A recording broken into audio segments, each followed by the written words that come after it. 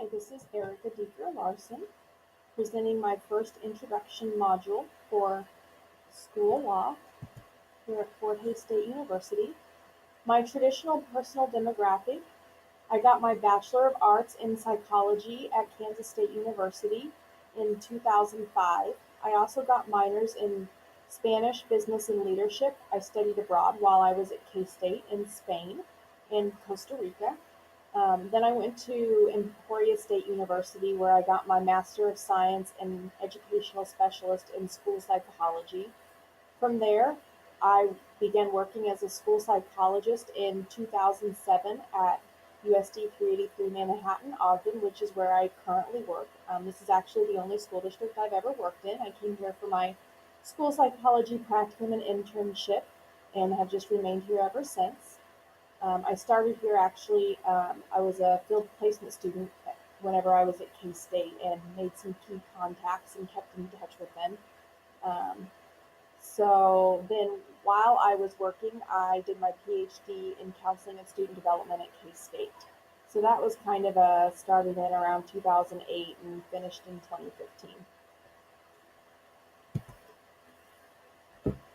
And a key component of what all educators do, but especially what administrators need to facilitate, is to provide a safe learning environment where all students are encouraged to learn, which, as we all know, students come from diverse backgrounds. And so to accommodate all students, this can take some careful foresight and skill.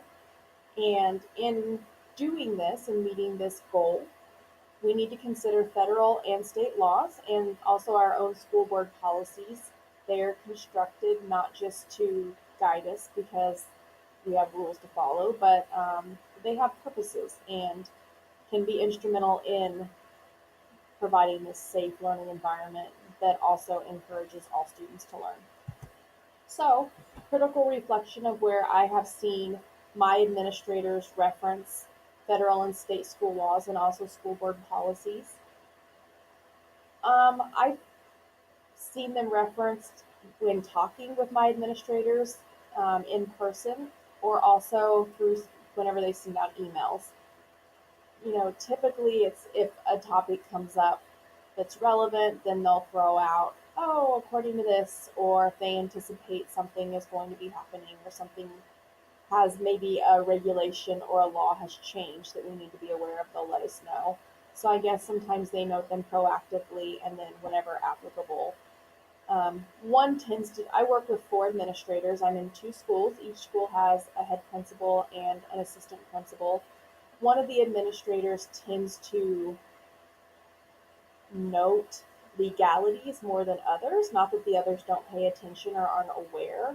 I think they're more likely to say, oh, we need to do this, whereas the one is very meticulous about according to, and she'll state the very specific policy or law as she's talking about it. And through my 10 plus years experience, most of the administrators I've worked with tend to be the three who are very aware and provide guidance as needed, but maybe don't tend to meticulously cite exactly which law or policy it is, as much as this one that I work with.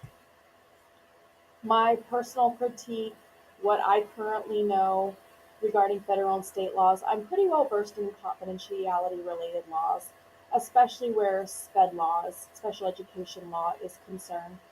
But generally speaking, if it's a school record, I mean, I also deal with student cumulative files and differentiating between cumulative files and special education files. So I've had to become really familiar with confidentiality related laws and often serve as a consultant regarding that in my schools. I've written guidance documents for my district about confidentiality related laws. I'm also well versed in special education law. My buildings, including my administrators, look to me for guidance regarding special education regulations. And whenever I'm uncertain about something, I find out, I look it up, or I talk with my directors. Sometimes with the directors, we contact the state, the KSDE attorneys to make sure um, we're doing things as is currently recommended. Even though sometimes laws don't change, sometimes case law happens that impacts how those laws are um,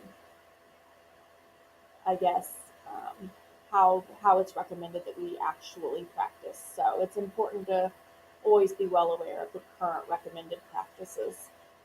As far as school board policies, we get school board meeting summaries through email. All district employees do, from our communications director. I pay attention to those. If I have questions, I'll consult our school board policies. And through my Fort Hays State classes, I've done quite a bit of referencing our school board policies, and that's actually how I've become the most familiar with them. My proposed plan for becoming more aware of school law.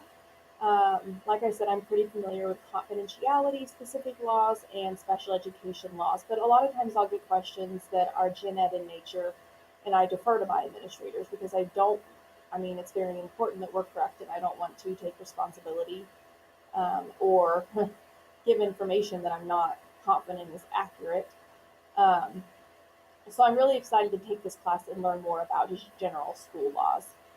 Hopefully through this class or through others in this class, I will identify some good resources that can help me stay current as cases occur to impact interpretations of law or additions to laws, or as regulations and laws are updated, policies are updated. So a good resource that I can regularly consult that maybe has regular issues and updates that I would just regularly look at or read would be nice to know about. And then also a good one to consult as I have questions arise would also be good. Maybe it'll be the same. Maybe there will be some overlap, but maybe it'll be multiple resources. So I look forward to learning more. Thank you for watching, and I look forward to being in class with everybody.